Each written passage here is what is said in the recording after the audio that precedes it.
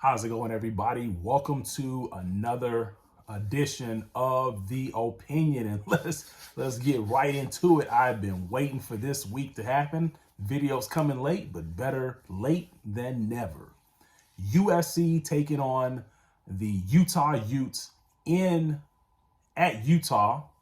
And essentially this game, like I told you guys from the very beginning, like I told you last week, USC will not win this game. You can book it.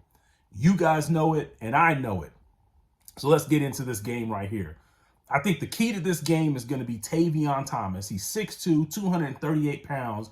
USC has had trouble stopping 5'8", 170, 160-pound guys. Now, yes, they have been able to adjust in the past and basically adjust their game plan to be able to stop those guys in the second half. But I don't think that's going to happen this time around because not only is it Tavion Thomas, you also have to worry about Cameron Rising, who also is utilized within the running game. And essentially Cameron Rising can pass the ball as well. So he's a dual threat quarterback that can beat you with his arm or he can beat you with his legs in addition to Tavion Thomas in the running game. Now, USC, on the other hand, they've got Caleb Williams. So USC wins the quarterback debate between these two quarterbacks. Caleb Williams is going to do what he can to keep USC involved. But I think at the end of the day, Caleb Williams, even the great Caleb Williams, is not going to be enough for what Utah brings to the table. Because unlike games past where USC was able to make adjustment and stop teams, bad teams, because they haven't played anybody. Now that Washington State, I'll give them credit for Washington State. Washington State is a better opponent. That Washington State is the first good opponent that they've played. But anybody before that, including Oregon State, none of those teams were any good. And USC was able to make adjustments in the past to be able to stop teams, like Washington State and the others in the second half. But I don't think they're going to be able to make those same adjustments right here on the road to be able to stop Utah in the second half. And yeah, Utah got beat by UCLA, but UCLA is better than USC, and they're better than a lot of people think.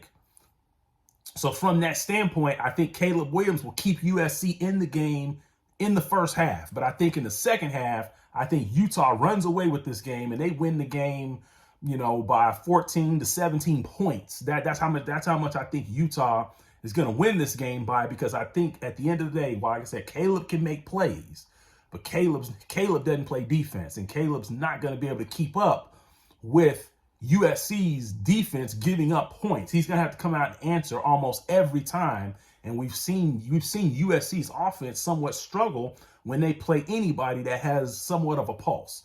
Played Oregon State. They have somewhat of a pulse, not a good team, but they have somewhat of a pulse. They struggled there. Caleb Williams, 16 out of 36. Doesn't even throw for 200 yards. Washington State, again, a team with somewhat of a pulse. Caleb Williams struggled there, should have had an interception, and the referees cheated, and they actually called that one back as well. But Caleb Williams, once again, 15 out of 29, so barely over 50% passing, and he doesn't even throw for 200 yards once again. So Utah is not only a team with somewhat of a pulse, Utah has a full pulse.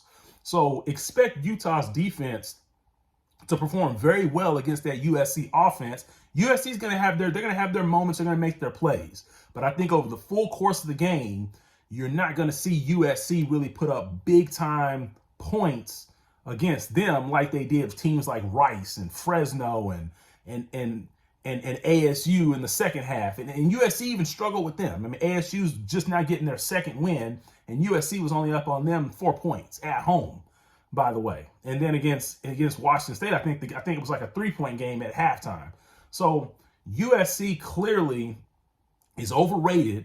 We're starting to see the chinks in the armor, and these other teams just haven't been able to get it done. And I think Utah has what it takes to get it done. They've been doing it longer. Their coach has been at the school for a long time, so they have the system in place. They got the same quarterback that they had last year, so the system once again is already in place. This team knows how to win. They won the Pac-12 last year. They're not out of it, and that's something else.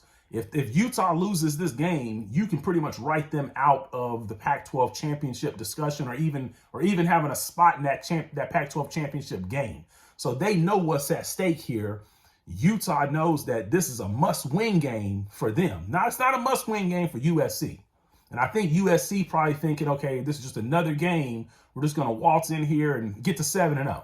And I say that's not going to happen because Utah knows that they have to win this game to have a chance to even have a spot in that Pac-12 championship game, to have, either the number 1 or the number 2 spot in that Pac-12 championship to compete for the conference title, to ultimately get to the Rose Bowl like they were last year. So Utah has everything at stake.